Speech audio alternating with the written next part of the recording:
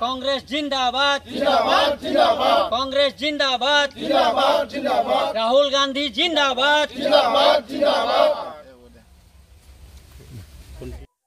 प्रस्तुति तुंगुत हो आसे যদিও বা মই বেছি দিন হোৱা নাই কংগ্ৰেছত যোগদান কৰা তথাপিও আমি যেনেকা আশা কৰিছিলোঁ তাৰছে বেছি পাইছোঁ আৰু তাৰছে যিমান আশা কৰিছোঁ তাৰছে বহুত বেছি আমাৰ এতিয়া ৰিজাল্ট পাই আহিছোঁ আৰু আমি আগন্তুক নিৰ্বাচনত আমি প্ৰথম স্থান পাম বুলি মই আশা কৰিছোঁ আৰু মই কংগ্ৰেছ দলত যদিও 20 বছৰ 25 বছৰ ইয়াতে নাছিল শক্তিশালী দেখাব পৰা নাছিল এইবাৰ শুক্লাই চেৰফাঙৰ অল বিটিচিৰ ভিতৰতে এক নাম্বাৰ অকল এটি মই কোৱা কথা নহয় আজি এপিসিসিৰ যিমান পৰ্যবেক্ষক আহিছে অবজাৰ্ভাৰ আহিছে আৰু যি ইনচাৰ্জ আছে তেওঁলোকে কৈ আছে শুক্লাই চেৰফাং এ গ্ৰেড এ প্লাস আৰু শুক্লাই চেৰফাং জিকাটো নিশ্চিত বুলি তেওঁলোকে কৈছে আৰু ৰাইজেও কৈছে কাৰণ শুক্লাই চেৰফাঙত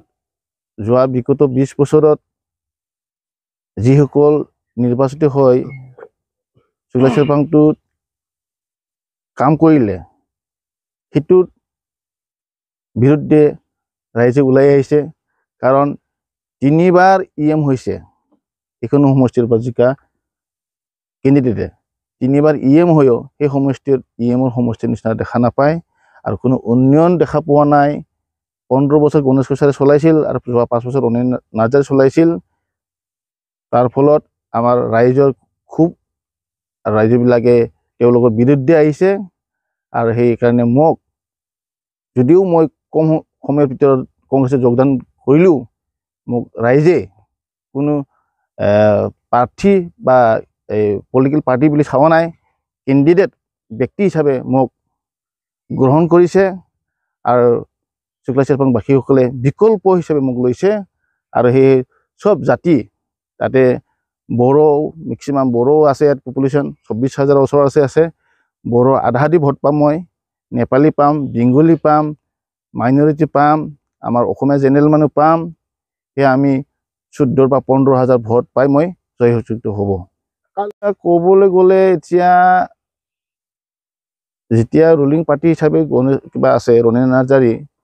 বিজেপিৰ লগত খবৰ যেন লাগে গণেশ কছাৰীটো নহয় কাৰণ গণেশ কছাৰী যোৱাবাৰ 3 নম্বৰ পোৱা কেণ্ডিডেট তাকো তেওঁ কংগ্ৰেছৰ এলায়েন্স হৈহে 3 নম্বৰ পাইছিল কংগ্ৰেছৰ ভোট নিশ্চয় তেওঁ পাইছিল যোৱাবাৰ 2020ত এইবাৰ কংগ্ৰেছৰ যেতিয়া মই এজন কেণ্ডিডেট অহাৰ পিছত কংগ্ৰেছে যিখিনি ভোট 5-6 হাজাৰ পকেট ভোট আছে সেইখিনি মই পামেই লগতে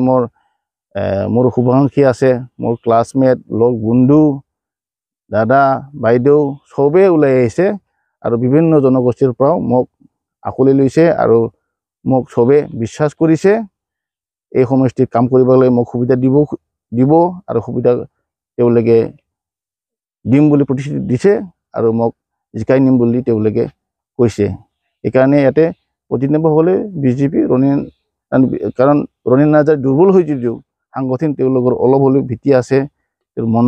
মণ্ডল কমিটি ব্লক কমিটি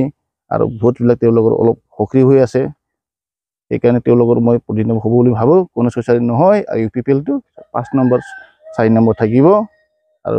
আৰু এইবাৰ গণেশ কছাৰীয়ে 3 নম্বৰৰ পৰা আকৌ তলতে 4 নম্বৰ থাকিব পাৰে ইয়াত 4 নম্বৰটো UPPL আৰু BPF কাৰাকাৰী লাগিব সেইখিনি